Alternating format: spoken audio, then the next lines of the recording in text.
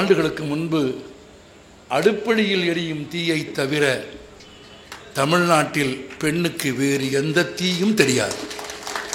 100 ஆண்டுகளுக்கு முன்பு சட்டங்கள் ஆள்வதும் பட்டங்கள் செய்வதும் பாரினில் பெண்கள் நடத்த வந்தோம் என்று பாரதி பாடிய போது தமிழ்நாட்டில் பெண்களுக்கென்று ஒரு பள்ளிக்கூடம் கிடையாது. பெண்களுக்கென்று ஒரு பள்ளிக்கூடமே இல்லாத காலத்தில் பட்டங்கள் ஆள்வதும் சட்டங்கள் செய்வதும் என்று ஒருவன் பாடினால் அது கற்பனை கேட்டாத கற்பனை தானே. பெண்களுக்கு பள்ளிக்கூடமே இல்லாத காலத்தில் பட்டங்கள் ஆள்வதும் சட்டங்கள் செய்வதும் பாரினில் பெண்கள் நடத்த வந்தோம் என்று ஒருவன் பாடினால் அது கற்பனை. நண்பர்களே, கற்பனை என்பது நிரூபிக்கப்படாத சத்தியம். கற்பனை என்பது நிரூபிக்கப்படாத சத்தியம். 100 ஆண்டுகளுக்கு முன்பு 120 ஆண்டுகளுக்கு முன்பு பாரதி பாடிய போது பெண்ணுக்கென்று ஒரு பள்ளிக்கூடம் இல்லை. 1925ஆம் ஆண்டு அடுப்படியில் எரியும் தீயை தவிர பெண்ணுக்கு தெரிந்த தீ வேறொன்றும் இல்லை. ஆனால் 100 ஆண்டுகளுக்கு பிறகு பாரதியும் பாரதிதாசனும் பெரியாரும் விரும்பிய வண்ணம் தமிழகத்தில் இதோ ஒரு பெண் இந்த அரங்கில் 3, 6, 7, 8 ஆண்களுக்கு நடுவில் நெருப்பாக ஒரு பெண் அமர்ந்திருப்பதன் காரணம் கல்வி.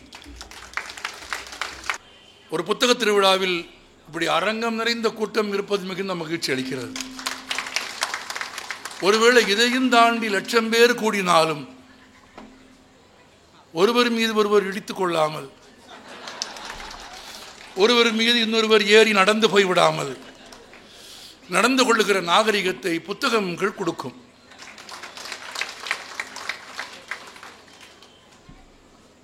ஒன்றரை லட்சம் பேர் நடந்து போகிற டோக்கியோ ரயில் நிலையத்தில் யாரும் யார் மீதும் உரசிக்கொள்ளக்கூட மாட்டார்கள். ஜப்பானியர்கள் ரொம்ப பெருமையானவர்கள் என்பதற்காக சொல்லவில்லை, ஜப்பானியர்கள் படித்திருந்தார்கள் என்று சொல்கிறேன். எப்படி ஒரு சின்ன உரச கூட செய்யாமல், இதெல்லாம் நமக்கு கற்பனை கெட்டாத கற்பனை. லேசாக கூட உரசாமல் 1.5 லட்சம் பேர் கடந்து போகிற ஒரு விடியற்காலை மெட்ரோ ரயில் நிலையத்தை நீங்கள் பார்க்கலாம். என்னோடு துணைக்கு வந்த ஜப்பானிய பெண்ணிடத்தில் நான் கேட்டேன், எப்படி இப்படி எப்படி இப்படி ஒருவேளை மிக மிக தவறுதலாக தெரியாமல் லேசாக உரசிக்கொண்டால் கூட தலைமுறைக்கு தப்பு செய்ததை போல உடம்பை வளைத்து அவர்கள் மன்னிப்பு கேட்கும் பாங்கு நமக்கு கற்பனை கேட்டாத கற்பனை. எப்படி சாத்தியம் என்று கேட்டபோது அந்த பெண் சொன்னாள், ஒவ்வொரு மனிதனின் உடம்பை சுற்றியும் அரை அங்குலம் அவனுக்கு சொந்தமானது, அவளுக்கு சொந்தமானது, அதில் நுழையும் உரிமை கடவுளுக்கு இல்லை என்று நாங்கள் நம்புகிறோம் என்று அந்த பெண் எனக்கு சொன்னாள். கடவுளுக்கே உடம்பை, அங்கெல்லாம் குட் டச் பேட் டச்லாம் கிடையாது. ஆமாம், இந்த குழந்தைகளுக்கு சில பேர் சொல்லித்தராங்க, குட் டச் எதுன்னு சொல்லி கொடு, பேட் டச் எதுன்னு சொல்லி கொடு. தொட்டதுக்கு பிறகு குழந்தைக்கு தெரியுமா? தொடரவனுக்கு தான் தெரியும் அது குட் டச்சா பேட் டச்சான்னு. குழந்தைக்கு எப்படி தெரியும்? ஸோ குட் டச் பேட் டச்லாம் கிடையாது, நோ டச். ஆமாம், நோ டச்சுன்னு இருந்தால் ஒருத்த மேலே ஒருத்தர் ஏறி போக மாட்டாங்களே. அண்மை காலத்தில் நடந்த சம்பவங்களுக்கும் நான் பேசிக்கொண்டிருக்கிற விஷயங்களுக்கு எந்த தொடர்பும் இல்லை. அப்படி இருப்பதாக நீங்கள் கருதினால் கற்பனை கட்டாத உங்கள் கற்பனை. நான் பொது இடத்தில் பொது இடங்களில் எப்படி மனிதர்கள் நாகரிகமாக நடந்து கொள்ள வேண்டும் என்று பேசுகிறேனே தவிர வேறு எதையும் குறிப்பிட்டு பேசவில்லை. புத்தகங்கள் பக்கத்திலே இருக்கிறது. திருக்குரானும் பைபிளும் கீதையும் என் வீட்டில் என் நூலகத்தில் பக்கத்தில் இருக்கிறது. ஆனால் மதச்சண்டையே இல்லை.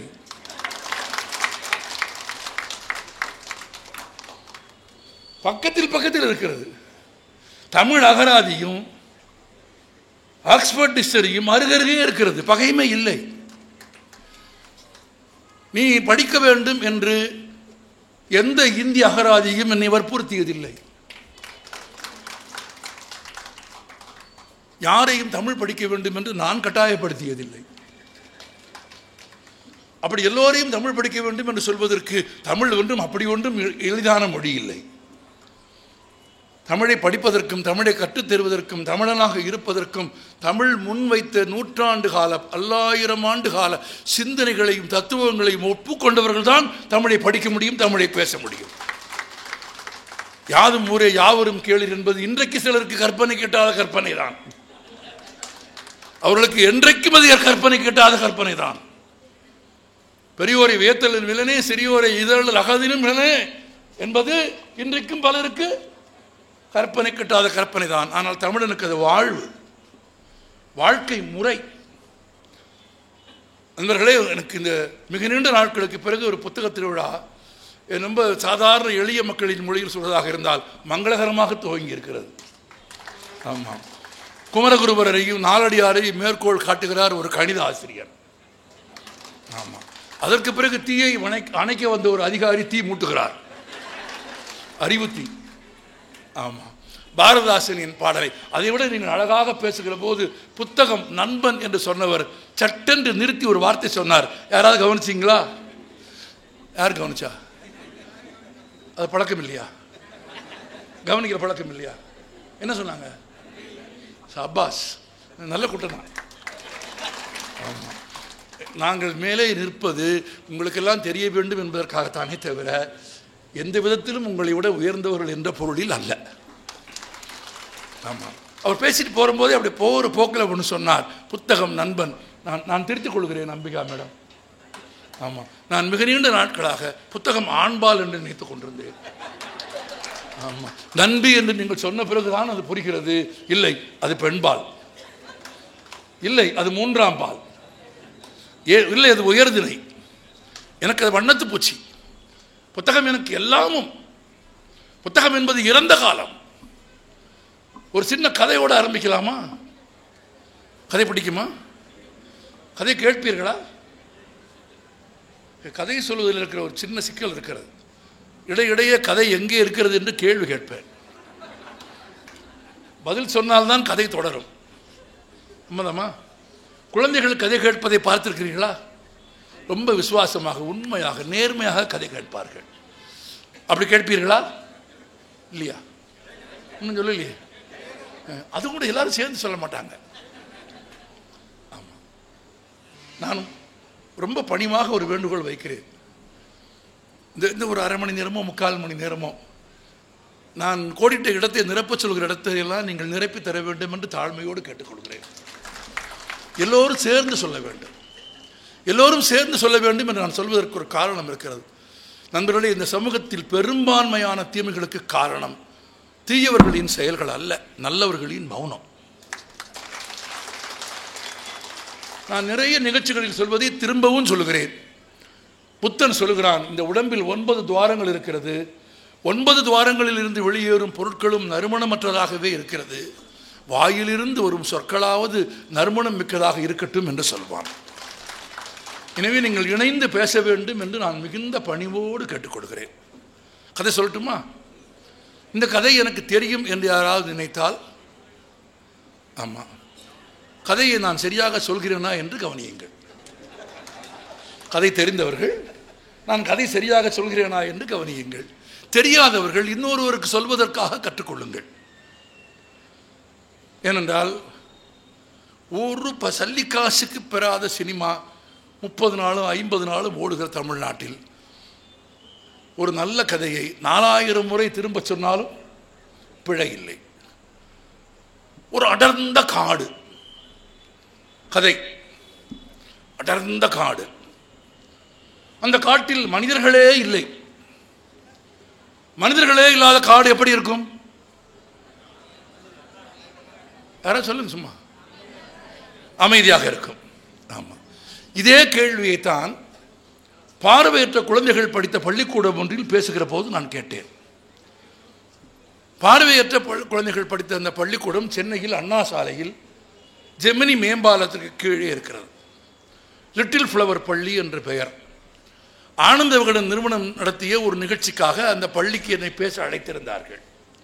இந்த வழக்கமாக பேச கூப்பிட்ட உடனே நம்ம ஒப்புக்கொண்டுருவோம்ல, அதுவும் விகடன் எனக்கு ரொம்ப நெருக்கமான நிறுவனங்கிறனால ஒப்புக்கொண்டு விட்டேன். பிறகு பார்வையாளர்கள் யார் என்று கேட்டபோது தான் சொன்னார்கள், பார்வையே தெரியாதவர்கள் பார்வையாளர்கள். எனக்கு அச்சம் வந்து விட்டது. பார்வையே தெரியாத பார்வையாளரிடத்தில் என்ன பேசுவது? மரம் என்று சொல்வதா, யானை என்று சொல்வதா, கருப்பு என்று சொல்வதா, இருட்டு என்று சொல்வதா, நிறங்களை சொல்வதா, பொருட்களை சொல்வதா, உருவத்தை சொல்வதா, பிறந்ததிலிருந்து எதையும் பார்க்காத பார்வையற்ற குழந்தைகளிடத்தில் எதை சொல்லி பேச ஆரம்பிப்பது? எனக்கு 2-3 நாட்கள் நிகழ்ச்சிக்கு முன்பாகவே ஏறக்குறைய உடம்பு சுகமில்லாத நிலைமைக்கு வந்து விட்டது. ஆமாம், நான் என் மனைவி இடத்துல சொன்னேன், நான் வேண்டுமானால் வெளியூர் போய்விடுகிறேன். ஆமாம், வெளியூர் போகாமல் உள்ளூரிலேயே இருந்து கொண்டு வெளியூர் போனதாக சொன்னால் தானே பொய். ஆமாம், பொய் சொல்லக்கூடாது என்பதற்காக வெளியூர் போய் வெளியூரிலிருந்து அவசரமாக வெளியூர் வந்துட்டேன் என்று அந்த நிகழ்ச்சிக்கு போகாமல் இருக்கலாமா என்று தப்பிக்க முயற்சிப்பதற்கான எல்லா வழிமுறைகளையும் யோசித்தேன். இப்போதும் கூட தகாத கூட்டங்களுக்கு யாராவது கூப்பிட்டால் போகாமல் இருப்பதற்கு நான் சிறந்த 100 காரணங்கள் கண்டுபிடித்திருக்கிறேன். அது புத்தகமாகவே போடலாம் என்று இருக்கிறேன். நிறைய பேருக்கு பயன்படும். ஆமாம், தகாத கூட்டங்களுக்கு, தகாத இடங்களுக்கு போகாமல் இருப்பதற்கான காரணங்களை கண்டு. ஆனால் இந்த கூட்டம் குழந்தைகள், பார்வையற்ற குழந்தைகள் கூட்டம். எனக்கு பதட்டமெல்லாம் நாம் என்ன பேசி குழந்தைகளோடு அவர்களுக்கு உணர்த்தப் போகிறோம் என்று. என் துணைவியார் சொன்னார், ஒப்புக்கொண்டீர்கள், என்னவாக இருந்தாலும் ஒரு படிப்பினை கிடைக்கும், போங்கள் என்றார்கள். சரி என்று போனேன். இப்போ சொன்னார்ல, அதே மாதிரி தான் என்னை உட்கார வச்சுட்டு அந்த 400க்கும் மேற்பட்ட பார்வையற்ற குழந்தைகளிடத்தில் ஒருத்தர் சொல்கிறார், இவரை போல் சிறப்பாக பேசுகிற ஒருவர் இந்த உலகத்திலேயே இல்லை. இது மாதிரியான இம்சை உலகத்திலேயே கிடையவே கிடையாது, பார்த்துக்கங்க. ஆமாம், அதோடு இன்னும் நடக்கும். நம்மளை உட்கார வச்சுட்டு கடும் வேலை பழுவுக்கிடையில் சும்மா தான் இருப்பேன்.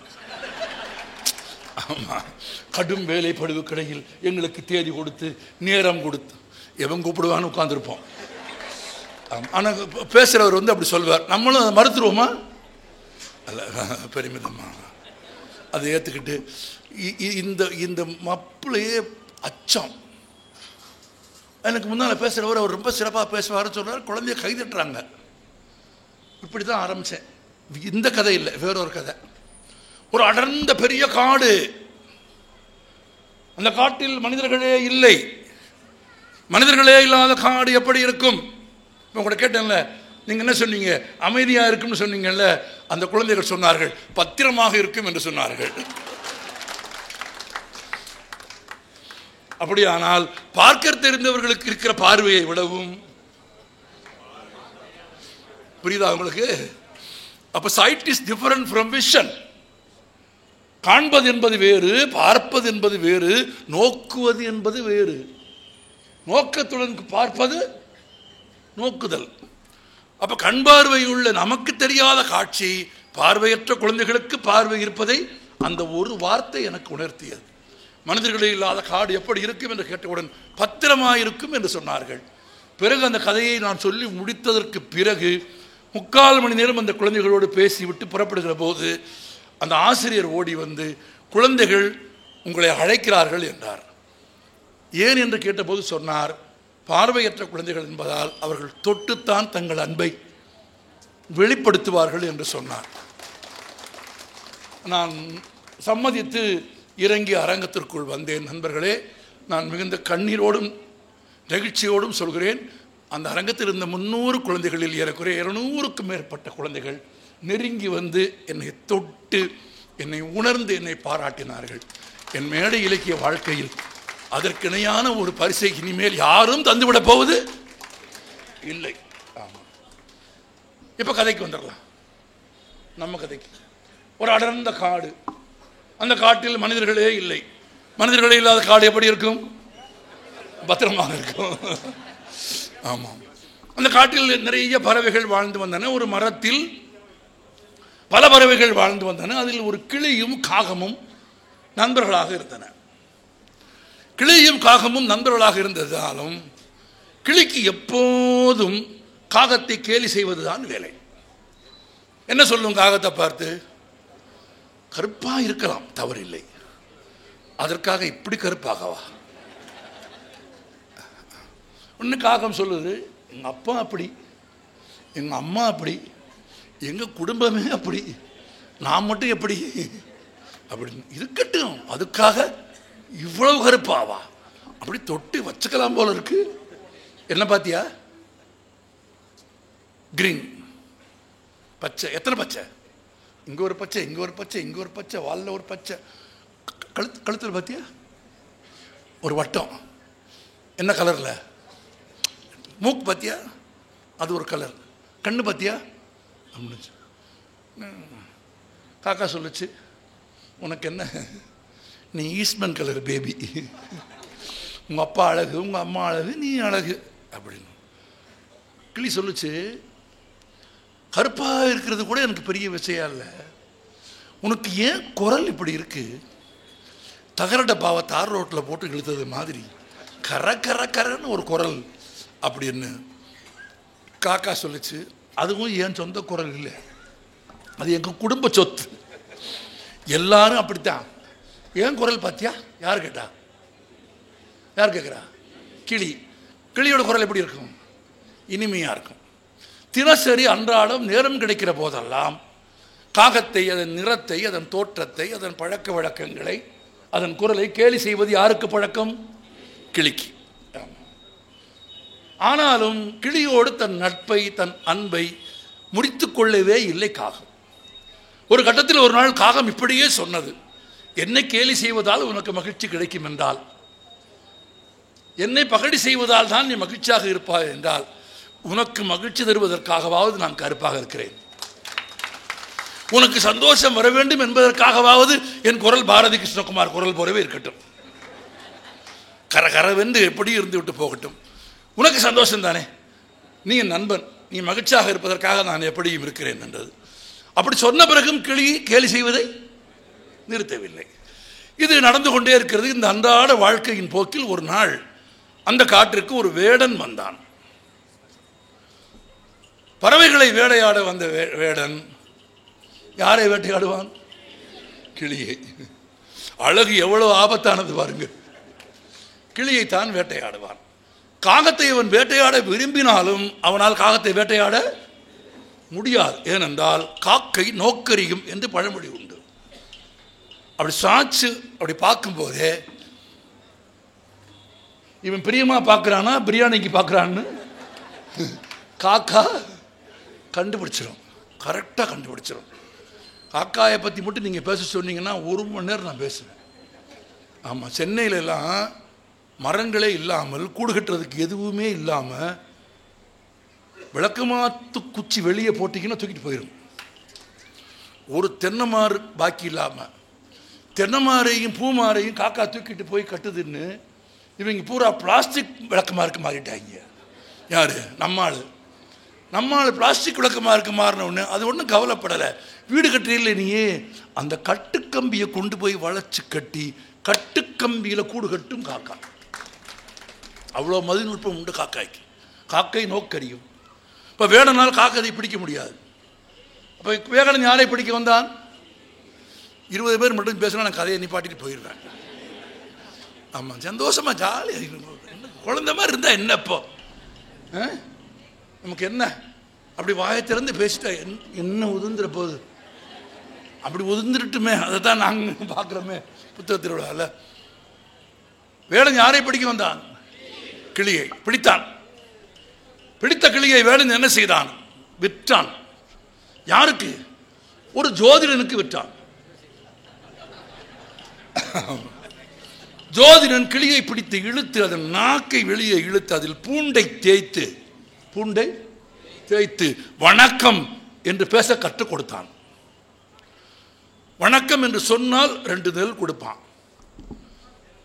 சரியான பட்டினியில் வணக்கம் என்று சொல்ல சொன்னால் வேறு வழியில்லாமல் வணக்கம் என்று சொல்லிவிட்டு அந்த 2 நெல்லுக்காக, வாயில் தேய்த்த பூண்டுக்காக கூண்டில் அடைபட்டு கிடந்தது கிளி. நண்பனை தேடி காடு முழுவதும் அலைந்தது காகம். இந்த கதை என்பது கற்பனை, ஆனால் எவ்வளவு அழகு இருக்கிறது பாருங்கள். நண்பர்களை நினைவில் வைத்துக் கொள்ளுங்கள், உலகத்திலே இருக்கிற எல்லா கதைகளும் கற்பனைகள். உலகத்திலே இருக்கிற எல்லா கதைகளும் கற்பனைகள். படைத்தவனும் மனிதனும் சந்தித்துக் கொண்டார்கள். படைத்தவனும் மனிதனும் சந்தித்துக் கொண்டார்கள். பார்த்ததும் இருவரை ஒருவர் கேட்டுக்கொண்ட முதல் வார்த்தை என்னை படைத்தவனே என்பதுதான். புரிஞ்சுதோ? மனிதன் அவனை பார்த்து இறைவனை பார்த்து கேட்டான் என்னை படைத்தவனே என்று. இறைவன் மனிதனை பார்த்து கேட்டான் என்னை படைத்தவனே என்று. புதுமை பித்தன் ஒரு வரியில் எழுதிவிட்டு போனார், கடவுளை மனிதன் படைத்தான்.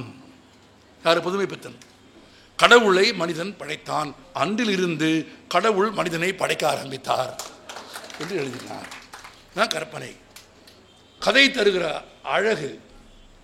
கற்பனை கதை என்று ஒன்று இல்லை. ஆமாம், எல்லா கதையும் கற்பனை.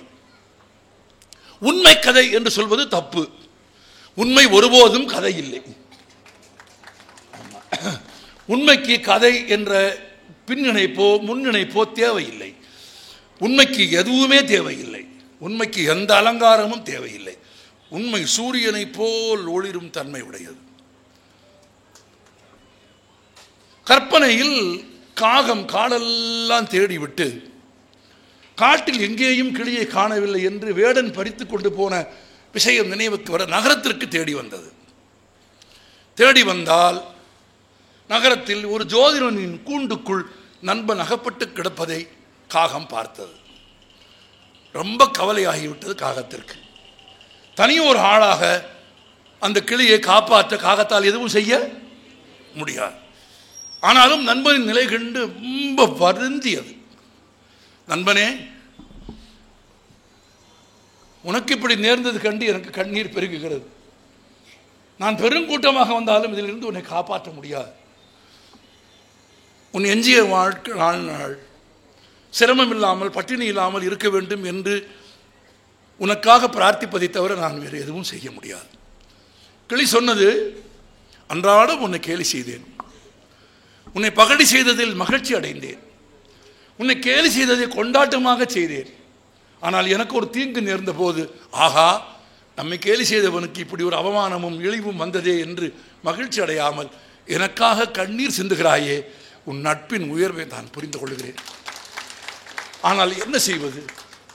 அறிவு எப்போது வருகிறது? அடிபட்டு கீழே மிதிப்பட்ட பிறகுதானே வருகிறது.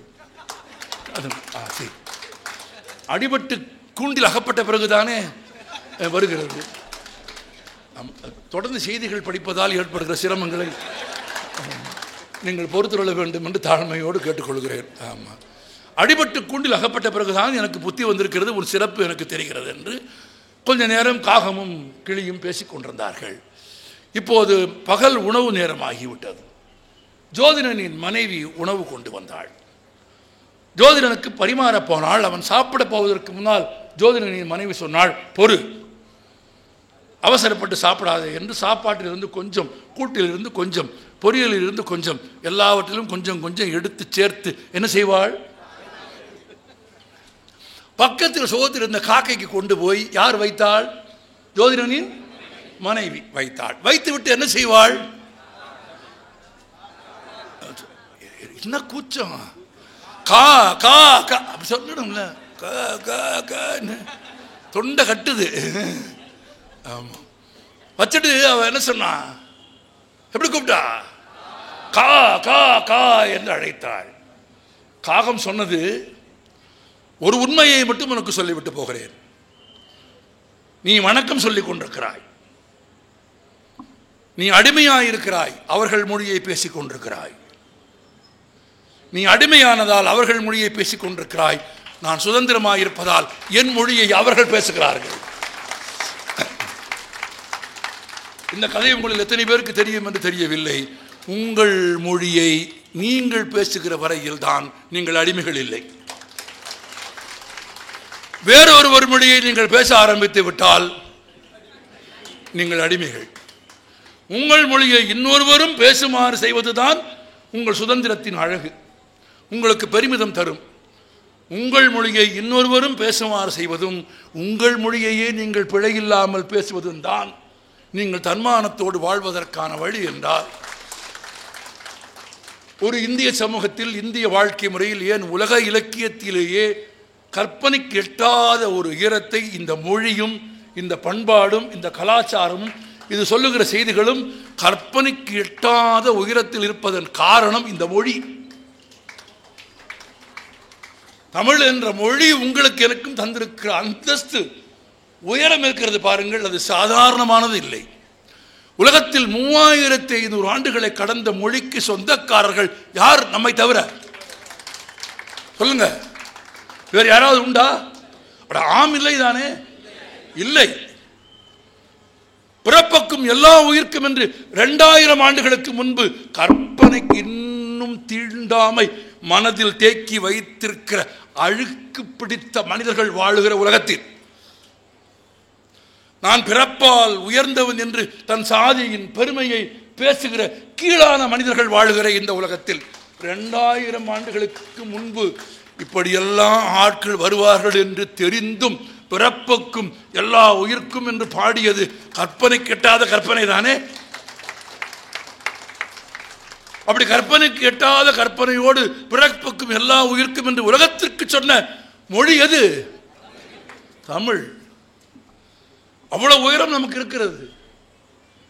உணவு, பசி, விருந்தோம்பல், நட்பு, கல்வி, இல்லறம், துறவரம், பொருள், வேணாம் வேணாம் வேணாம்,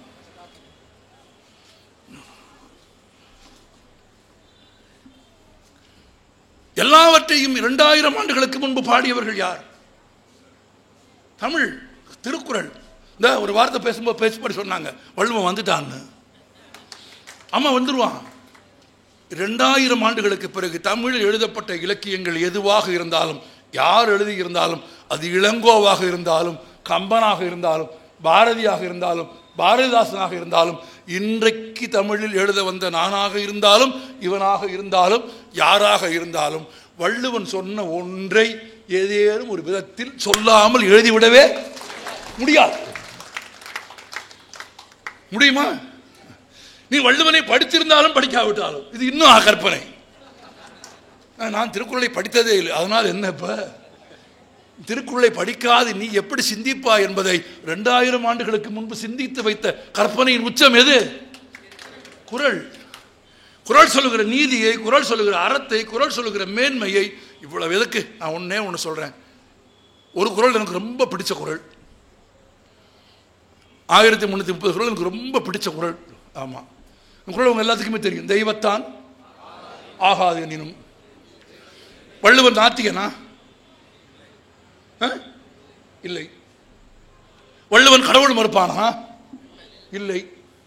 இன்னும் சொல்ல போனால் கடவுள் வாழ்த்து பாடியவன். கடவுள் வாழ்த்து பாடிய வள்ளுவன் கற்பனை கட்டாத கற்பனையோடு ஒரு குறள் எழுதுகிறான். எல்லாம் தெய்வம் கொடுக்கும் என்று நம்புகிற உலகத்தில், தெய்வம் தான் எல்லாவற்றையும் நடத்துகிறது என்று நம்புகிற ஒரு உலகத்தில், தெய்வம் தான் எல்லாவற்றையும் தீர்மானிக்கிறது என்று நம்புகிற உலகத்தில், இன்னும் சொல்ல போனால் எல்லாமே எழுதப்பட்டு விட்டது. நான் கேட்கிறேன், ஒரு விஞ்ஞானி கேட்டார், எல்லாமே எழுதப்பட்டது என்றால் சாலையை கடக்கும் போது ஏன் 2 புறமும் பார்க்கிறார்?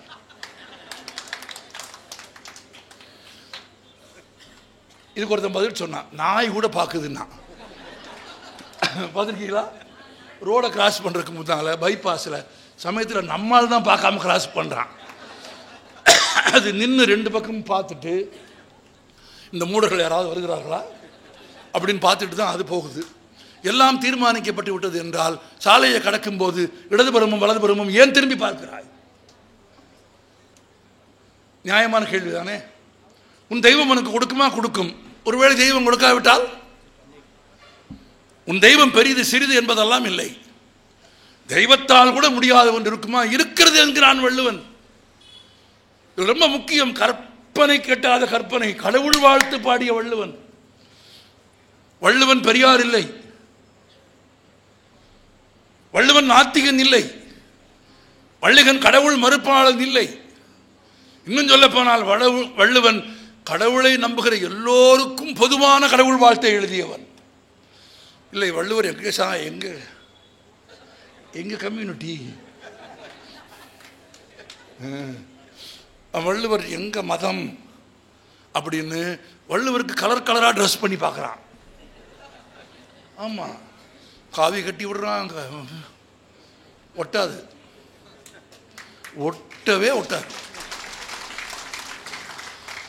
நீ என்ன வேணா பூசிப்பாரு, எங்கேருந்து வேணா வந்து பூசிப்பாரு, எவ்வளோ பெரிய கூட்டமாக வந்து வேணா நீங்கள் பூசிப்பாருங்க, ஒட்டாது. ஏன் ஒட்டாது? சொல்லிட்டான்.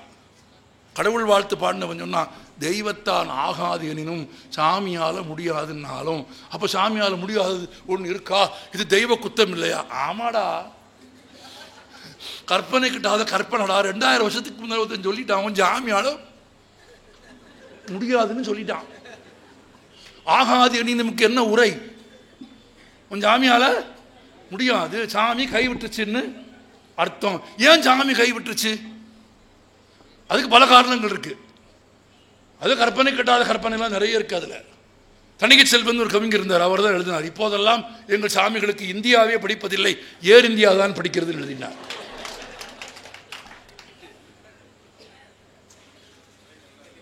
கதவை போட்டிட்டு படுத்துட்டு போனால் காலில் எழுந்திரிச்சு பார்த்தா வள்ளி தெய்வான முருகன் ஃபேமிலியே பிரிச்சிடறான். ஆமாம், வள்ளி ஒரு ஊருக்கு போயிடுச்சு, தெய்வான ஒரு நாட்டுக்கு போயிடுச்சு, முருகன் இன்னொரு நாட்டுக்கு போயிட்டாரு. தெய்வத்தான் ஆகாது சொல்லிட்டான் வள்ளுவன். அப்போ எது ஆகாது எனினும் எது கை கொடுக்கும்? முயற்சி. முயற்சி தன் மெய் வருத்த கூலி தரும் என்றால் முயற்சி என்பது வேறு ஒன்றும் இல்லை. கல்வி, வாசிப்பு. இது சாதாரணமான குரலெல்லாம் கடந்து போயிடாதீங்க, சாதாரணமான குரல் இல்லை அது. 2000 வருஷத்துக்கு காலம் நினைச்சு பாருங்க. 2000 வருஷத்துக்கு முன்னால இன்னைக்கே கூட கடவுள் மறுப்பை பேசுகிறவர்களை நாத்திகர்களாக பார்க்கிற ஒரு உலகத்தில் கடவுள் வாழ்த்தை பாடிவிட்டு கடவுளை மறுத்த ஒரு கற்பனைக்கு சொந்தக்காரன் வள்ளுவன். அடுத்து இன்னொரு குரல் எழுதினான் வள்ளுவன், இறந்தும் உயிர் வாழ்தல் வேண்டின்னா.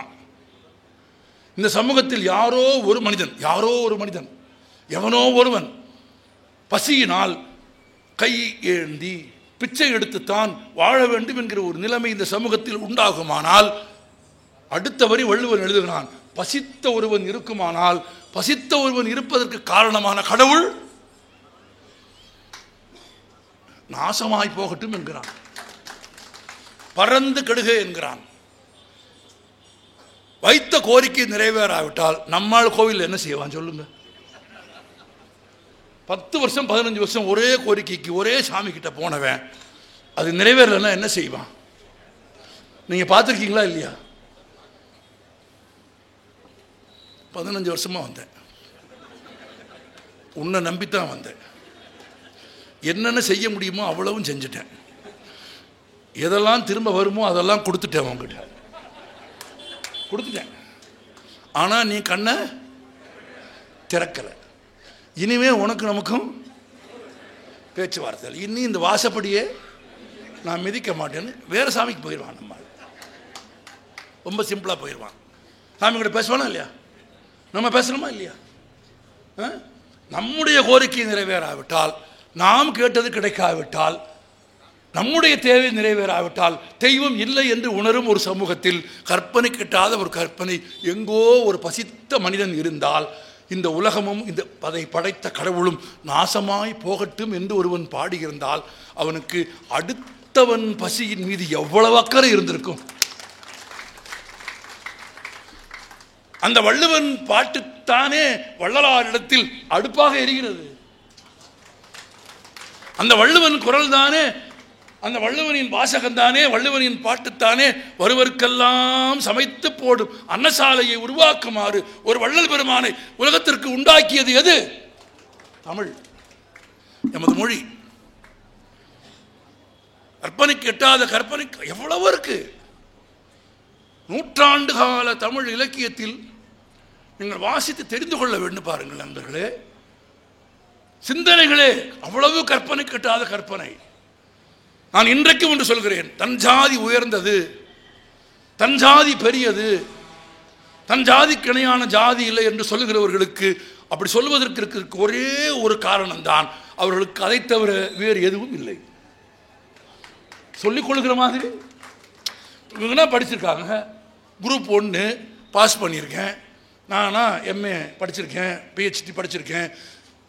தகுதியாக பொது இடத்தில் சொல்லிக் கொள்வதற்கும் அறிமுகப்படுத்திக் கொள்வதற்கும் ஏது மற்ற ஏதிலிகள் தான். ஏதுமற்ற ஏதிலிகள் தான் தங்கள் ஜாதி பெருமை பேசுகிறார்கள். நான் ஜாதி பெருமை பேசுகிற எல்லோரையும் கேட்க விரும்புகிறேன். அந்த ஜாதியில் பிறப்பதற்கு எந்த பரீட்சை எழுதுன நீ? உங்க அப்பா அம்மா எழுதுனாங்களா? கிடையாது. நீ குரூப் 1 குரூப் 4 அதுக்கு ஏதாவது தனியாக படிச்சியா? அதெல்லாம் ஒன்றும் கிடையாது. நீங்கள் ஒரு குறிப்பிட்ட சாதியில் பிறப்பதற்கும் நீங்கள் ஒரு குறிப்பிட்ட மதத்தில் பிறப்பதற்கும் உங்களுக்கும் ஏதாவது சம்பந்தம் உண்டா? ஒரு சம்பந்தமும் கிடையாது. ஆமாம், நான் கிருஷ்ணகுமார் ஒரு இந்து பெற்றவர்களுக்கு பிறந்ததால் இந்துவாக அறியப்படுகிறேன், அவ்வளோதானே. ஒரு இந்து பெற்றவர்களுக்கு பிறந்ததால் இந்துவாக அறியப்படுகிறேன். ஆனால் நான் இந்துவோ? இல்லை. நான் இந்து என்பதை விடவும் முசல்மான் என்பதை விடவும் கிறிஸ்தவன் என்பதை விடவும் மனிதன் என்பது தானே சிறப்பு. பிறப்புக்கும் எல்லா உயிர்க்கும் என்பதன் பொருள் என்ன? பிறக்கும் போது குழந்தை, இறக்கும் போது பிணம், அவ்வளவுதான். இடையில் எங்கே மதம், எங்கே ஜாதி? பெயரில் கூட இருக்கிறது ஜாதி மதமும் இங்கே. அதனால ஒரு குழந்தைக்கு பேர் வைக்க சொல்லி பெரியார் இடத்துல போய் கேட்டார்கள். பேர் வைக்க 1 ரூபா வாங்குவார் பெரியார். ஆமாம், 1 ரூபா வாங்கிட்டு குழந்தை என்ன குழந்தைன்னு கேட்டார். ரொம்ப முக்கியம் இல்லை, ஏன்னா அது தெரியாமல் பேர் வைக்கிற தலைவன்லாம் நம்மகிட்ட இருக்கான், எனக்கு தெரியும். என்ன குழந்தைன்னு கேட்டார். ஆண் குழந்தைன்னாங்க. லண்டன் அப்படின்ட்டார். ஆமாம், அவங்க ரொம்ப அவங்க ரொம்ப ஐயா அப்படின்னா என்ன அப்படின்னாரு. வேறு பேர் வைங்க அப்படின்னா. இந்த நல்ல பேர் தான் வச்சுருக்கேன், எடுத்துகிட்டு போ அப்படின்னாரு. இல்லைங்க, வேறு பேர் வச்சுருங்க அப்படின்னா. அப்போ இன்னொரு 1 ரூபா கொடு அப்படின்னா. அவன் இன்னொரு ரூபா கொடுக்க தயாராகிட்டான். பெரியார் சொன்னார், இருக்கட்டும், பழனி, சிதம்பரம், திருப்பதி இன்னும் பேர் வைக்கிறீல்ல, லண்டன்னு பேர் வச்சா என்ன? இன்னும் சொல்ல போனால் இங்கே இருக்கிறதுலே காஸ்ட்லியான ஊர் அது. காஸ்ட்லியான பேராக வச்சுருக்கேன், எட்டுன்னு போ அப்படின்னார். அவங்க விளங்கலை. அடுத்த வார்த்தை கற்பனை கெட்டாத கற்பனையோடு தந்தை பெரியார் சொன்னார், லண்டன் என்ற பெயரை கேட்ட மாத்திரத்தில் அவன் சாதியையோ மதத்தையோ அடையாளம் கண்டுகொள்ள முடியாத உயரத்தில் உன் குழந்தை இருப்பான் என்பதால் அந்த பெயர் வைத்தேன் என்று சொன்னார். பாருங்கள், அது சமத்துவத்தின் அடையாளம். அந்த கற்பனை தான் நிஜமாக வேண்டிய ஒரு சமூகம் இங்கே.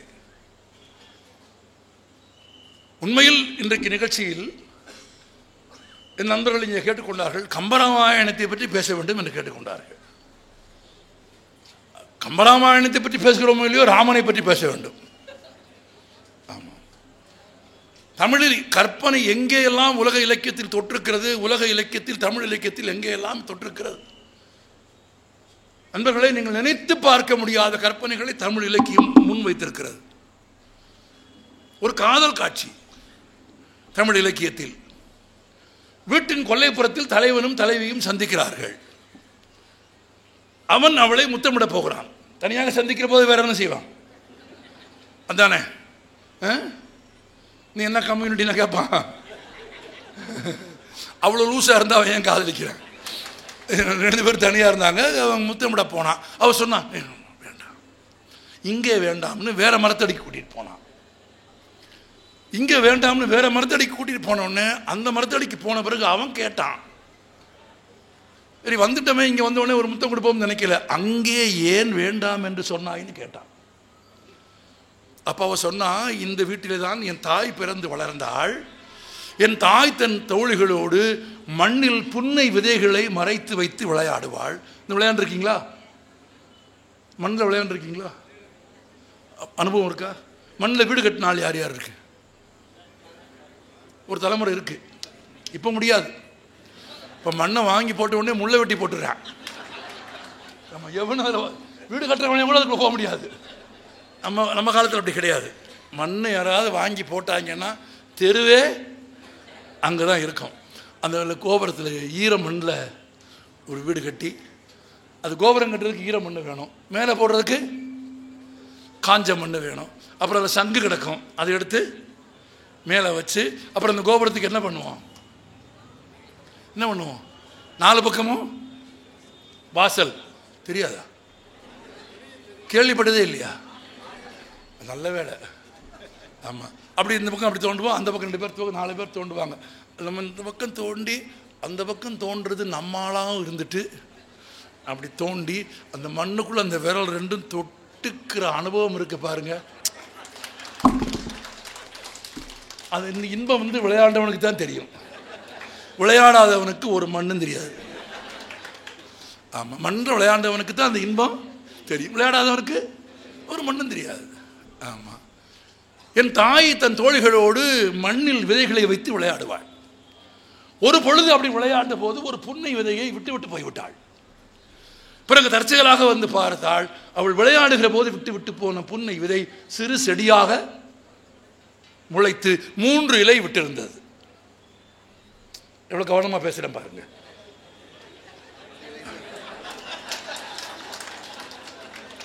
முளைத்து 3 இலை, ஓசையோடு சொல்றேன், முளைத்து 3 இலை விட்டிருந்தது.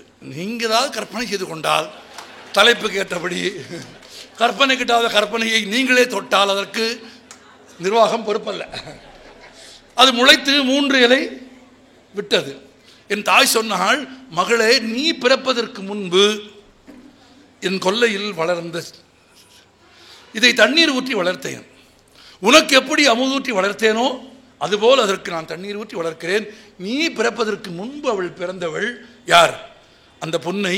அந்த புன்னை மரம் செடியாகி மரமாகி விட்டது. அவள் உன்னில் மூத்தவள், அவள் உனக்கு சகோதரி என்று சொன்னாள். இதை தலைவி சொல்வதாக 2000 ஆண்டுகளுக்கு முன்பு சங்க பாடலில் தமிழன் எழுதியிருக்கிறான். என் அன்புக்குரியவனே, என் காதலனே, அங்கே முத்தமிட வேண்டாம் என்று ஏன் தெரியுமா சொன்னேன்? என் சகோதரியின் முன்பு நீ என்னை முத்தமிடுவதை நான் விரும்பவில்லை என்று சொன்னால், நண்பர்களே, கொல்லைப்புறத்தில் நின்ற மரத்தை கூட பிறந்ததாக கருதிய கற்பனை உலகத்தில் எந்த இலக்கியத்தில் உண்டு? இப்ப எங்க வந்துட்டோம்? கூட பிறந்தவளையே மரமாக கருதுற இடத்துக்கு வந்துட்டோம். கூட பிறந்தவளையே அக்ரணியாக கருதும் ஒரு வாழ்க்கை முறை இருக்கிற ஒரு காலத்தில் 2000 ஆண்டுகளுக்கு முன்பு ஒரு கற்பனை, கொல்லைப்புறத்தில் நிற்கும் மரத்தை கூட பிறந்தவளாக கருதிய கற்பனை உலகத்தில் வேறு எந்த இலக்கியத்தில் உண்டு? எங்கேயும் கிடையாது. அது சங்க இலக்கியத்தில் தான் இருக்கிறது, நம்மிடம்தான் இருக்கிறது, வள்ளுவனிடம் இருக்கிறது, கம்பனிடம் இருக்கிறது, உலக இலக்கியம் எல்லாத்திலும் இருக்கிறது. நான் முதலில் சொன்னேன்னு பாருங்கள், தாய்மொழி யாருக்கு இருக்கிறதோ அவர்கள் சுதந்திரமானவர்கள். மொழி நமக்கான அடையாளத்தை தருகிறது. மொழி இருப்பதாலே தான் நாம் நாகரிகம் உள்ளவர்களாக இருக்கிறோம். நான் இன்னும் கூட ஒரு நுட்பம் சொல்லிவிடுகிறேன், பல கூட்டங்களில் சொல்லுவேன், திரும்ப சொல்லுகிறேன். மனிதன் தான் எழுதி வைத்தான், செடிக்கும் கொடிக்கும் ஓரறிவு, நத்தத்துக்கும் சங்குக்கும் ஈரறிவு, நண்டுக்கும் வண்டுக்கும் 3 அறிவு, கரையானுக்கும் எறும்புக்கும் 4 அறிவு, விலங்குகளுக்கு 5 அறிவு, மனிதனுக்கு. ஆச்சரியமான உண்மை பாருங்கள், மனிதனுக்கு 6 அறிவு இருப்பதாக மனிதனை தவிர வேறு எந்த ஜீவராசியும் இதுவரை ஒப்புக்கொள்ளவில்லை. ஒரு நாய் கூட சம்மதிக்கவில்லை. நாம தான் சொல்லிக்கிட்டோம். ஏன்னா நம்மகிட்ட என்ன இருக்கு? மொழி இருக்கிறது. நாம் மொழி இருப்பதால் இந்த உலகத்தை ஆளுகிறோம். நமக்கு மொழி இருப்பதால் எல்லா விலங்குகளையும் ஆளுகிறோம்.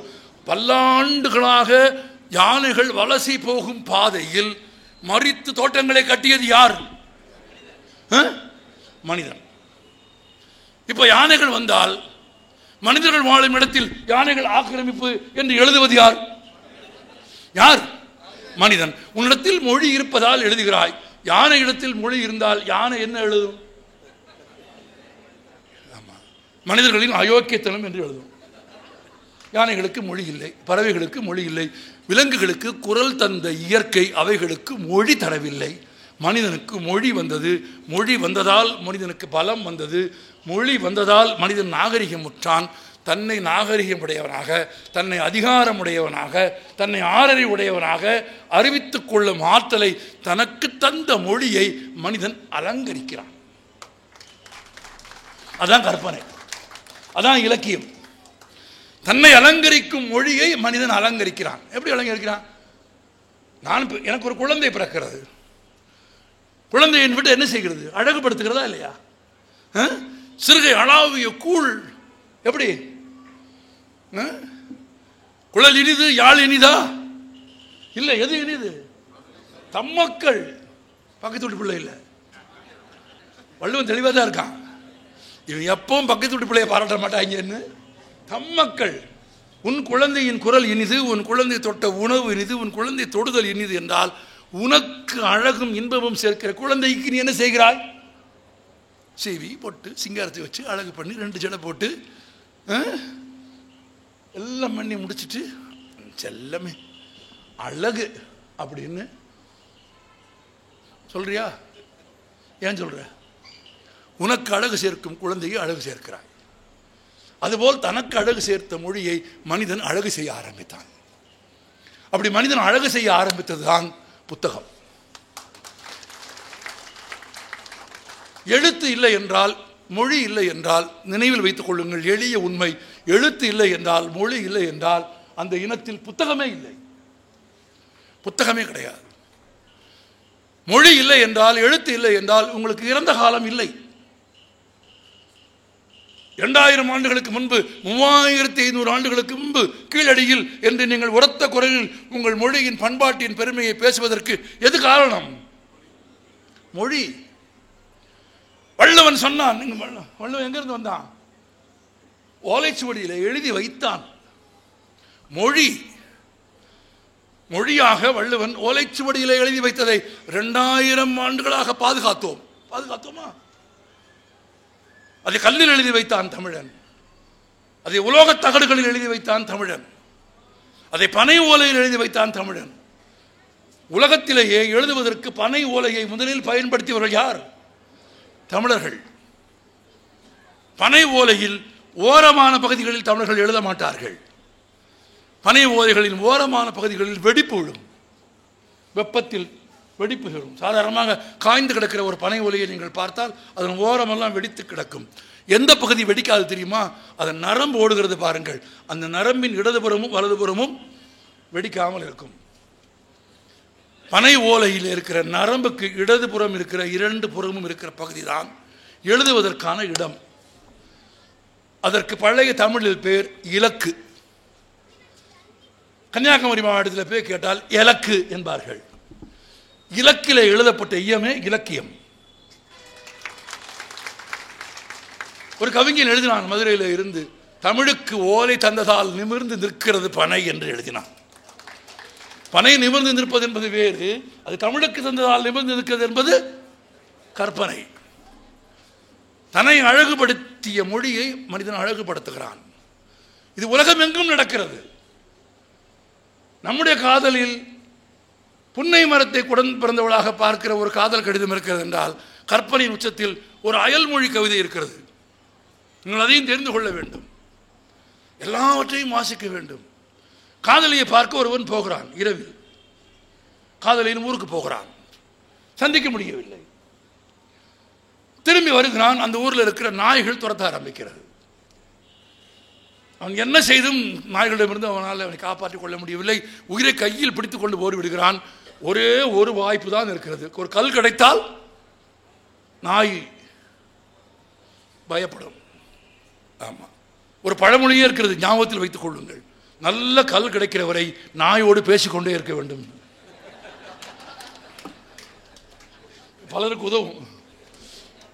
நல்ல கல் கிடைக்கிற வரை நாயோடு பேச்சுவார்த்தை நடத்தி கொண்டே இருக்க வேண்டும். ஆமாம், பேச்சுவார்த்தையை நிறுத்திவிட்டால் நான் என்ன செஞ்சிடும்? ஆமாம், அப்புறம் நல்ல கல் கிடைக்கிற வரை நாயோடு பேச்சுவார்த்தை நடத்துவதற்கு கூட இடமில்லை. இரவில் விழுந்தடித்து ஓடுகிறான். வழியில் பார்க்காத ஒரு கல் கிடக்கிறது. எடுத்து இருந்தால் நாய்களை விரட்டி விடலாம் என்று நம்பி குனிந்து கல்லை எடுக்கிறான். எடுக்க முடியவில்லை. கல் தரையோடு இறுகி போயிருக்கிறது. ஒரு வழியாக உயிரை கையில் பிடித்து ஓடி போய்விட்டு மறுநாள் காதலிக்கு கடிதம் எழுதினான். என்னடி உன் ஊர்? கல்லை கட்டி போட்டு விட்டு நாய்களை அவிழ்த்து விட்டிருக்கிறீர்கள். காதல்லாம் எவ்வளோ சந்தோஷமா இருக்குது. நான் குஷி பார்த்துக்கோங்க. 2 வரி தான், கற்பனையின் உச்சத்துக்கு போயிட்டா. என்னடி உன் ஊர்? கல்லை கட்டி போட்டு விட்டு நாய்களை அவிழ்த்து விட்டிருக்கிறீர்கள். அது போகக்கூடாத ஊரப்போ. ஆமாம், 2 வரி தான். உலக இலக்கியம் பாருங்க. கற்பனை சட் ஒரே அடியில் அடிச்சுட்டான். படித்து முடிச்சுக்கிற கணம் எப்படி இருக்கு உங்களுக்கு? சந்தோஷமா இருக்கா? இந்த அதாவது காதல் அனுபவமே இல்லாத ஒருவருக்கு கூட இந்த படித்த உடனேயே ஒரு காதல் இன்பம் கிடைக்கும் இல்லையா? அதுதான் புத்தகத்தின் சிறப்பு. காதலிச்சு ஓடி வந்தவனுக்கு இருக்கான் பாருங்க, அவன் இதை படிச்சானா எப்படி இருப்பான்? ஆடாடாடா, நமக்கு பின்னாலே ஒருத்தன் ஓடி வந்து எழுதியிருக்கானேன்னு. அப்படி தோணும் தானே? ஆமாம், எனக்கும் அப்படி தோணுச்சு. ஆமாம், நாங்கள் கொஞ்சம் ஒரே கொடுத்த ஆளுங்க தான். ஒரு ஒரு ஒரு பாட்டு தான், ஒரு சின்ன வரி தான், அப்படி அப்படின்ட்டு போகிறான். காதல் கவிதையாக சொல்லட்டுமா நான்? ரம்ஜான் நோன்பு காலம், இவன் காதலை பார்க்க போகிறான். ஆனால் என்ன சொல்லி விடுறான் அவர்கிட்ட? வராதே. எந்த காதலாம் சொல்லுவானா? சொல்ல மாட்டான்ல. பார்க்கத்தானே போகிறான், இப்போ வாழ்ந்தானே சொல்லணும். ஏன்டா வராதுன்னு சொல்கிறான் அப்படின்னு பார்த்தா அதான் அழகு, கற்பனை. வராதே, பிறை போன்று உன் நெற்றியை பார்த்து விட்டு, பிறை போன்ற உன் நெற்றியை பார்த்து விட்டு மூன்றாம் பிறை தோன்றி விட்டது என்று நம்பி நோன்பு முடித்து விட போகிறார்கள். அதனால் வராதே. என்னடா டே, ஆதலின் நெற்றி அப்படி பிறைக்கு அழகானதுன்றது எப்படி சொல்றான்? இதுதான் கற்பனை. இது மாதிரி கம்பராமாயணத்தில் ஒரு காதல் காட்சி இருக்கு. ஆமா, வான்மீகி ராமாயணத்தில் இல்லாத காதல் அது. வான்மீகி ராமாயணத்தில் சீதைக்கும் ராமனுக்கும் திருமணம் நடக்கிற போது ராமனுக்கு வயது 12, சீதைக்கு வயது 6. அது ஒரு குழந்தை திருமணம். அது சட்டபூர்வமாக செல்லுமா செல்லாதா என்பதை வழக்கறிஞர்களை கேட்டு தெரிந்து கொள்ளுங்கள், எனக்கு தெரியாது. ஆனால் கம்பனுக்கு தெரியும். குழந்தைகளாக இருக்கும் ராமனுக்கும் சீதைக்கும் திருமணம் செய்து வைக்க கம்பன் விரும்பவில்லை. மூல காப்பியத்தை எடுத்துக்கொண்டு தமிழுக்கு மாற்றி மொழிபெயர்ப்பு அல்ல, மொழி ஆக்கம் செய்கிற போது தன் கற்பனைக்கு எட்டாத கற்பனையால் இருவரையும் பருவம் அடைந்தவர்களாக மாற்றி காப்பியத்தை எழுதுகிறான். பருவம் அடைந்தவர்களாக மாற்றியது மட்டும் கம்பனுக்கு போதுமானதாக இல்லை. சுயம்வரம் நடக்கப் போகிறது. யார் வில்லை முறிக்கிறார்களோ அவர்கள் தான் மணந்து கொள்ள வேண்டும். சீதையின் நிலை ரொம்ப கடினமான நிலை. முறிக்கிறவன் எப்படி இருந்தாலும் அவனை கல்யாணம் செய்து கொள்ள வேண்டும். யார்? சீதை. இப்படி ஒரு கட்டுப்பாடு தான் அன்றைக்கு. கம்பன் அதை விரும்பவில்லை. விடிந்தால் சுயம்வரம், வில்லை முறிக்கப் போகிறார்கள். பல நாட்டிலே இருந்து பலரும் வந்திருக்கிறார்கள். அதே நாட்டிற்கு ராமன் வருகிறான். மூல காப்பியமான ராமாயணத்தில், உலகின் பல்வேறு மொழிகளில் எழுதப்பட்ட ராமாயணங்களில் இல்லாத ஒரு காதல் காட்சியை தன் கற்பனையால் கம்பன் உருவாக்குகிறான். ஏனென்றால் கம்பன் தமிழன், தமிழின் காதலன் கம்பன். கன்னிமாடத்தில் சீதையை கொண்டு வந்து நிறுத்துகிறான். அந்த புறத்திலேயே சீதை இருந்தால் பார்க்க முடியுமா? பார்க்க முடியாது. இப்போ ஒரு டிராமா போடுறான், சீன் போடுறான் நம்ம ஆளு. கன்னிமாடத்தில் கொண்டு வந்து சீதையை நிறுத்துகிறான். சீதை கன்னிமாடத்தில் இருக்கிற போது கன்னிமாடத்துக்கு கீழே இருக்கிற மிதிலை நகரத்து வீதியில் யார் போகிறா? ராமன் போகிறான். இப்போ ராமனும் சீதையும் ஒருவரை ஒருவர் பார்க்கிறார்கள். அது என்ன வரி?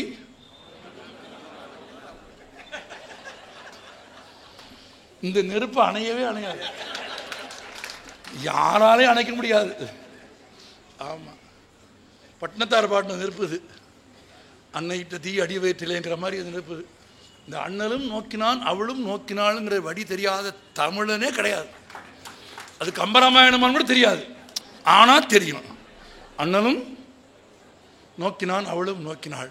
இந்த அண்ணலும் நோக்கினான் அவளும் நோக்கினாள்ங்கிற கற்பனையான காட்சி ஒரிஜினல்ல இல்லை, மூல காப்பியத்தில் இல்லை. இங்கே தான் இருக்கு. இவன் பார்த்துட்டான், அவன் பார்த்துட்டான், அவ பார்த்துட்டா. இப்போ மறுநாள் காலையில் சுயம்வரம். யாராலையும் முறிக்க முடியாத வில்லை ராமன் முறிக்கிறான். முறிக்கிறானா? முறிச்சிட்டானா? அதான கதை, அதான கற்பனை. இந்த இடத்துல ஒரு சுவையாக ஒரு கதை சொல்கிறேன், ஒரு நாடகம். அந்த காலத்தில் ராமாயண நாடகம் நடக்கும் ஊர் ஊரா. என்எஸ்கே தான் ஒரு ஊரில் போய் நாடகம் போடுறாரு. என்எஸ்கே சொன்னது தான். அந்த ஊரில் ராமாயண நாடகம் போடுறாங்க. ஒரு நாள் ராமர் பிறந்தது, காட்டுக்கு போனது, தாடகையை கொண்டதுன்னு ஒரு நாளைக்கு ஒரு சீன் போடுவாங்க. ஒரு நாள் சுயம்வர காட்சி. இந்த மாதிரி ஊரே கூடி உட்கார்ந்துருக்கு. ஒரு 10 நாட்டு இளவரசன் நிற்கிறான். இளவரசன் மாதிரி மலையாள தேசத்து ராஜா, பர்வத நாட்டு ராஜா, கன்னட ராஜா, எல்லா ராஜாவும் நிற்கிறான். இதில் அயோத்தி ராஜாவும் நிற்கிறான். இவன் வரிசையாக வந்து வில்ல முறிக்கணும், முறிக்கிற மாதிரி நடிக்கணும்.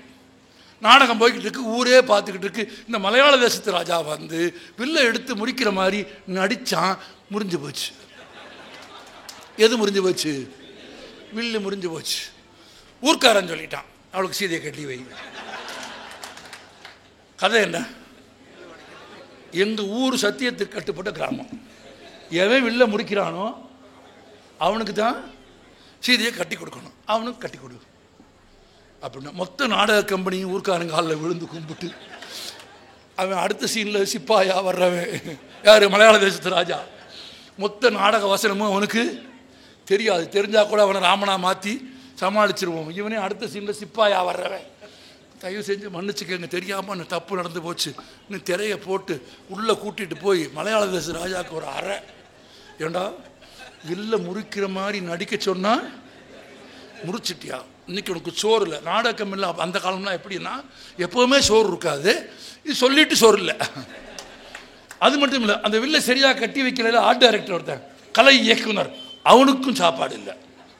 சொல்லிட்டு அவ்வளோ வரையும் கூப்பிட்டுட்டு திரும்ப நாடகம் ஆரம்பிக்க போது மற்ற எல்லாரும் வெளில எடுத்து முறிக்கிற மாதிரி நடிக்கணும். முறிச்சிட கூடாது. பெரியவர்களே, தாய்மார்களே, நாடகம் மீண்டும் தொடங்குது.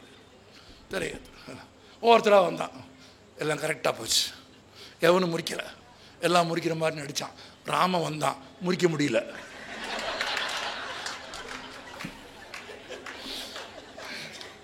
ஏழை எவனாவது முடிச்சிருவானு கொஞ்சம் இறுக்கமாக கட்டி வச்சுட்டான். என்ன சொல்லுவார், அந்த ஊரில் கடைசி வரைக்கும் சீதை கல்யாணமே நடக்கலை. ஆமாம், இதெல்லாம் என்ன எவ்வளோ சந்தோஷம் பாருங்க. இதெல்லாம் படித்தா தானே கிடைக்கும் உங்களுக்கு. இப்போ கம்பராமாயணத்துக்கு வந்துடுவோம். எல்லா நாட்டு ராஜாவும் வந்தான், எவனும் முறிக்காதவில்லை. ராமன் மட்டும் ஏன் முறிச்சான்? கடவுள் என்பதாலா?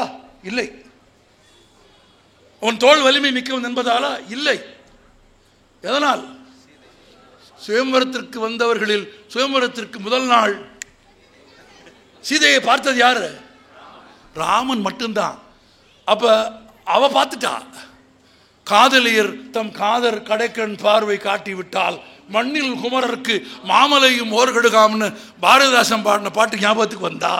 வில்லை ராமன் முறித்தது சீதையின் கடைக்கண் பார்வையாலா, ராமனின் தோல் வலிமையாலா? சீதை பார்த்தா ஒரு வேளை பார்க்கலன்னா ஸ்டோரி அங்கேயே முடிஞ்சிருக்கு. ஆமாம். ஆனால் கம்பன் காட்சிப்படுத்துகிறான். எப்படி அழகுபடுத்துகிறான் பாருங்க. மூல காப்பியத்தில் இல்லாத ஒரு காதல் நாடகத்தை குணம் சேர்க்கிறான். சேர்த்துட்டான்ல, ரெண்டு பேரும் பார்த்துட்டாங்கல்ல, காதல் வந்துருச்சு. இதயம் மாறி புக்கு எய்தினர்ன்ட்டான் கம்பன். இந்த ஹார்ட் அங்கே போச்சு, அந்த ஹார்ட்டு இங்கே வந்துடுச்சு, போயிட்டாங்க. விடிஞ்சாதான் சுயம்பரம். இப்போ சாயங்காலம் நடக்குது. இந்த சம்பவம் எப்போ நடக்குது? சாயங்காலம். இரவு முடிஞ்சு மறுநாள் தான் சுயம்பரம். தான் கற்பனையோட அழகு. கம்பனினோட காப்பிய கற்பனை அழகை நீங்கள் தெரிஞ்சுக்கணுங்கிறதுக்காக சொல்கிறேன் நான். ஒரு காதல் காட்சி தானே அது. அதுக்குள்ளே என்னென்ன கற்பனை வைக்கிறான்னு பாருங்க. இப்போ பொழுது சாஞ்சா என்ன வரும்? இரவு வரும். இரவு வந்தால் என்ன ஆகும்? கருப்பாக இருக்கும், இருட்டாக இருக்கும். இது எப்பவும் இருக்கிறது தானே. ஆனால் சீதைக்கு அப்படி தெரியலை.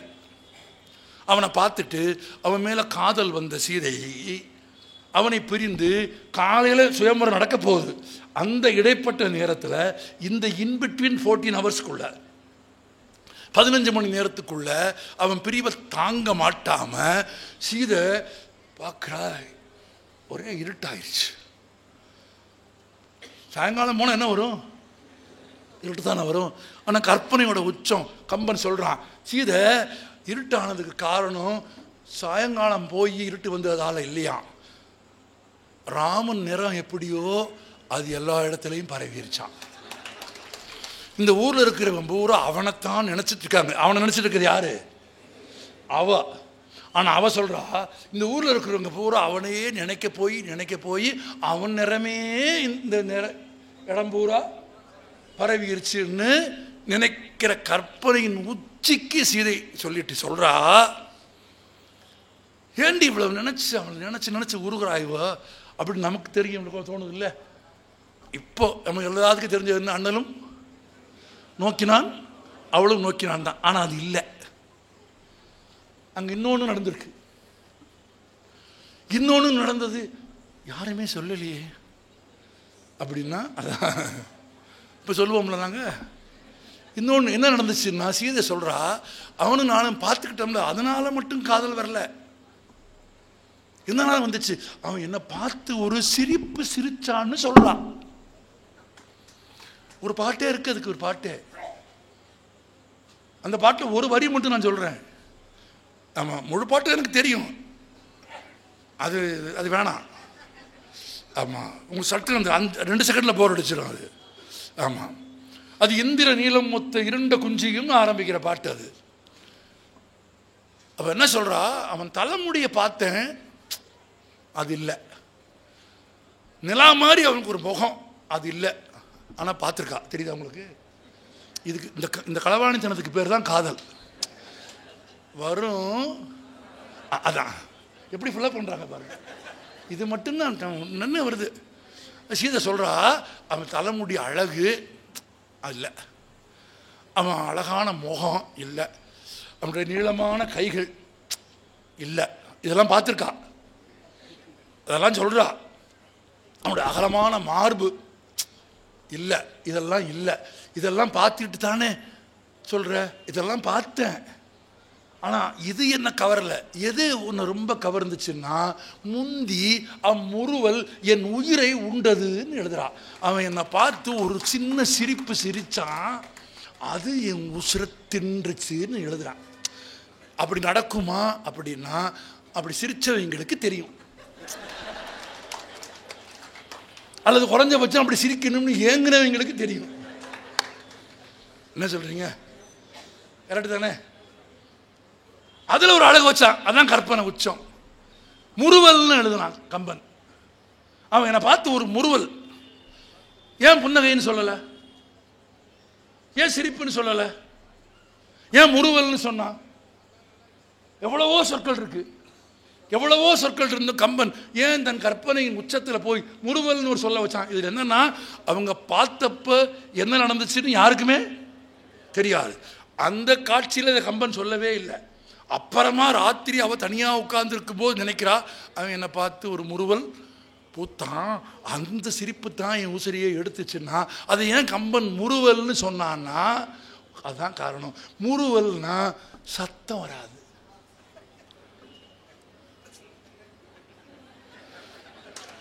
Only video, no audio.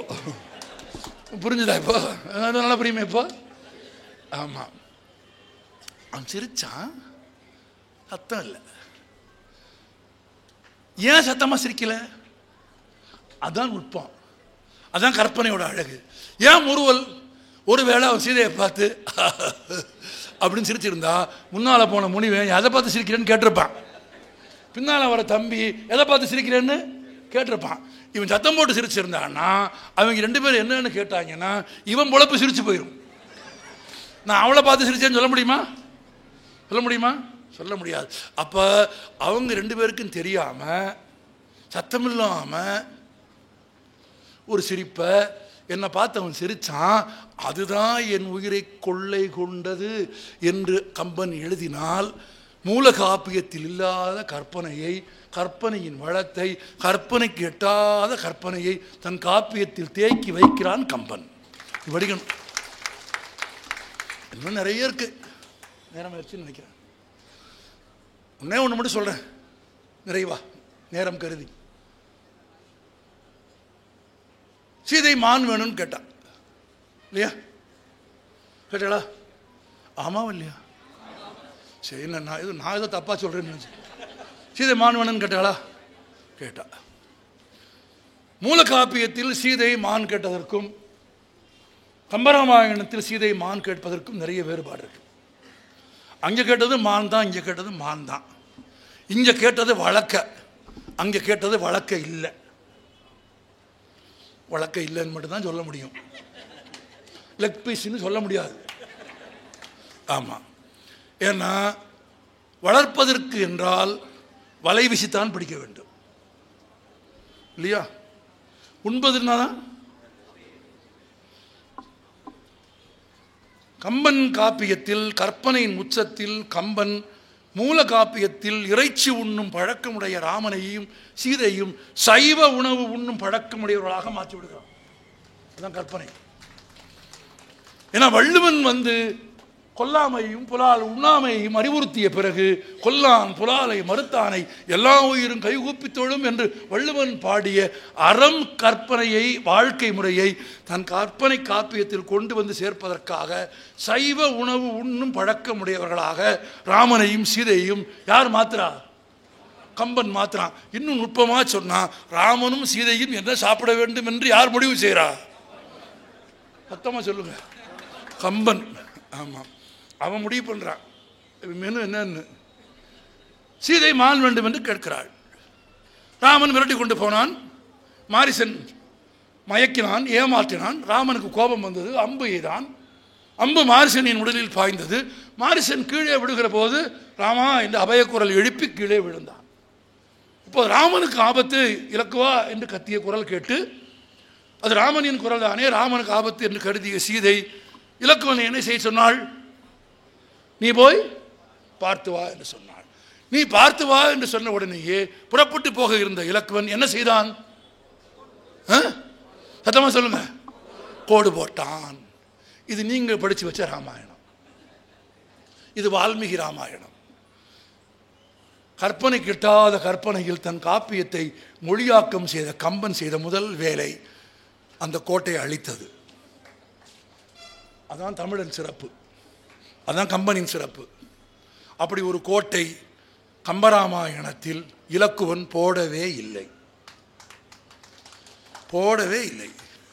ஏன் போடவில்லை?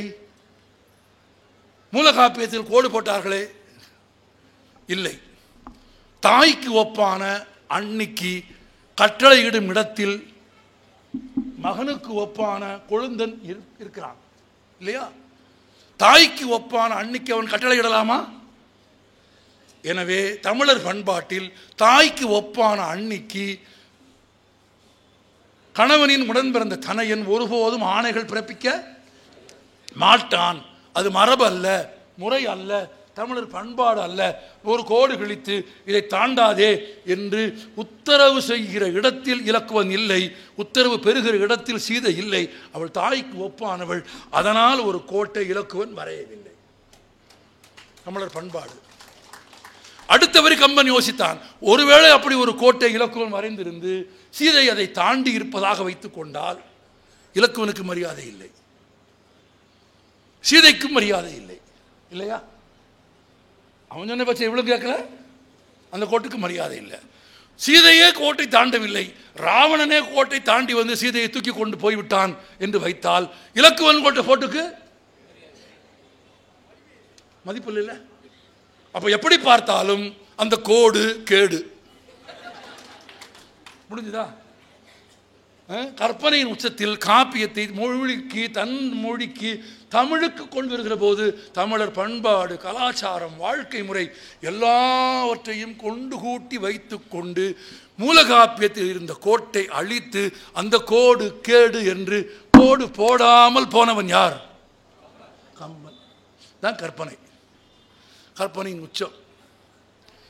இந்த கற்பனையின் உச்சமாக கம்பனை நீங்கள் தெரிந்து கொள்வதற்கு ஒரே ஒரு இடம். ராவணன் இறந்து கிடக்கிறான். அவன் உடம்பில் ராமனுடைய அம்பு பாய்ந்து வெளியே போய் கிடக்கிறது.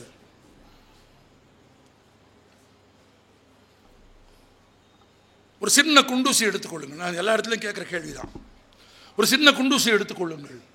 அதை கையில் குத்தி நீங்கள் எடுத்தால் அந்த குண்டூசியின் முனையில் உங்கள் குருதி படுமா படாதா? படும். ஒருவரை வீழ்த்துவதற்கு அல்லது ஒருவரை அழிப்பதற்கு ஒரு ஆயுதத்தை நீங்கள் பயன்படுத்தினால் அந்த ஆயுதத்தில் நீங்கள் யாருக்கு எதிராக அதை பயன்படுத்தீர்களோ அவர்களது குருதி படுமா படாதா? படும். தடயவியல் ஆய்வு அறிக்கைகளில் குற்றங்களை கண்டுபிடிப்பதற்கு மிக முக்கியமாக பயன்படுத்துவது எது? ஆயுதங்களில் இருக்கிற குருதி, குருதியின் தன்மை. அந்த ஆயுதத்தில் இருக்கிற குருதியும் என் உடம்பில் இருக்கிற குருதியும் ஒன்றாக இருந்தால் ஒரு நேர்கோட்டில் அந்த ஆய்வு போகும். இப்போ ராவணனின் உடலை துளைத்து போர்க்களத்தில் ராமனின் அம்பு போய் கிடக்கிறது. கற்பனை கெட்டாத கற்பனையை, உலக இலக்கியத்தில் நீங்கள் எங்கும் பார்க்காத ஒரு கற்பனையை நான் இன்றைக்கு உங்களுக்கு தருகிறேன். ஒரு குண்டூசியை கையில் குத்தி எடுத்தாலே அதில் குருதி படிந்துவிடும் என்றால், பறந்து விரிந்த பெரிய மார்புடைய வாரணம் புரத மார்பும் வரையினை எடுத்த தோளும் தாரணி மௌலி பத்தும் சங்கரன் கொடுத்த வாழும் கொண்ட ராவணன் போன்ற ஒரு பெரிய அசுரனின் உடம்பை துளைத்து போகிற அம்பில் குருதி படுமா? படாதா? படும்.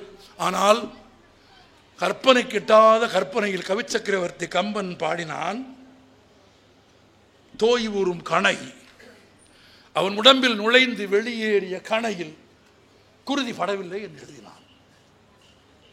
தோய் ஊறும் கணை செம்புனல் தோய்ந்தில. அப்படியானால் இந்த இடத்தில் கற்பனையில் 2 உயரங்களை கம்பன் தொடுகிறான். கற்பனை கெட்டாத கற்பனைக்கு இதனினும் சிறந்த உதாரணம் இல்லை. அவ்வளவு விரைவாக குருதி படுவதற்கு கூட நேரம் கொடுக்காத விரைவாக, இப்போ ஒரு ஒளியின் வேகம், ஒலியின் வேகம், காற்றின் வேகம், நீரின் வேகத்தை அளக்க முடியும். அளக்க முடியாத வேகத்தில் அவன் உடலை கடந்து குருதி படுவதற்கு கூட நேரமில்லாத விரைந்து போயிற்று என்ற கற்பனையை உலக இலக்கியத்தில் விரைவுக்கு இலக்கணமாக எவரும் எழுதியதில்லை. கம்பன் தான் எழுதியிருக்கிறான், தமிழ் தான் எழுதியிருக்கிறது. இதற்கு நீங்கள் கைதட்டினால்,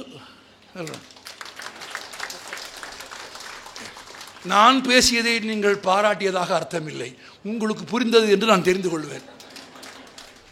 இல்லையா? அது ஒரு இன்னொன்று இருக்குல்ல, அந்த கற்பனையும் இருக்குல்ல, உங்களுக்கு புரிந்தது என்று. எவ்வளவு விரைவு! விரைவை குறிப்பதற்கு உலக இலக்கியத்தில் இல்லாத ஒரு இலக்கணம் எது? செம்புனல் தோய்ந்தில, குருதி படாமல் அந்த அம்பு அவன் உடலை கடந்து வெளியே போய்விட்டது. நண்பர்களே, கற்பனை கெட்டாத கற்பனையின் உச்சம் அவகாசம் தராமல், கொஞ்சம் கூட நேரம் கொடுக்காமல் விரைந்து குருதிப்படாமல் அந்த அம்பு போனது என்பது விரைவை என்கிற பண்பை மட்டும், செயலை மட்டும் குறிப்பது அல்ல. அந்த செயலை கடந்து ஒரு பண்பையும் கம்பன் குறிக்கிறான். செயல் என்ன? விரைந்து போனது. குருதி படாமல் விரைந்து போனது செயல். பண்பு என்ன? பிறன்மனை நோக்கிய ராவணனின் குருதி தன் மீது படுவதை,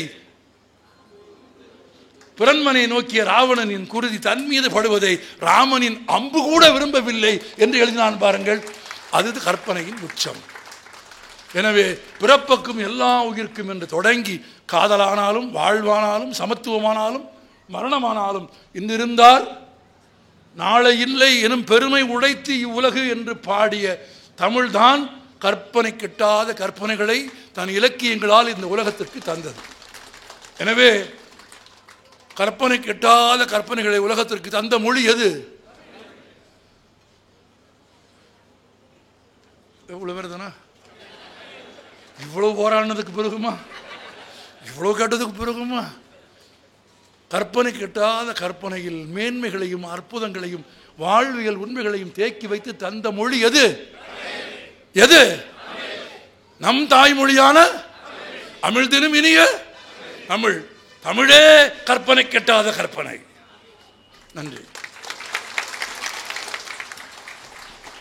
இந்த தகவல் உங்களுக்கு பிடிச்சிருந்தா லைக் பண்ணுங்க, உங்க ஃப்ரெண்ட்ஸுக்கு ஷேர் பண்ணுங்க, மறக்காம எங்க சேனலுக்கு சப்ஸ்கிரைப் பண்ணுங்க.